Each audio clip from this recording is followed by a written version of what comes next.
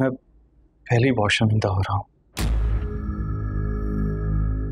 मान जाओ ना अपनी वफा जी की बात, रख लो मेरा मान। मैं वादा करती हूँ, मैं बहुत जल्द चले जाऊंगी उस घर से, ज्यादा अरसा नहीं रहूंगी, ज़हमत नहीं दूंगी तुम्हें। देखें फौजी, प्लीज मुझे मजीद इम्तिहान में मत डालें। तरस नहीं आता है मुझ पे तुम्हें? पहले मुझे मीसम ने छोड़ दिया, अब अब्बा मुझे घर से निकाल रहे हो, और इधर देखो मेरी तरफ।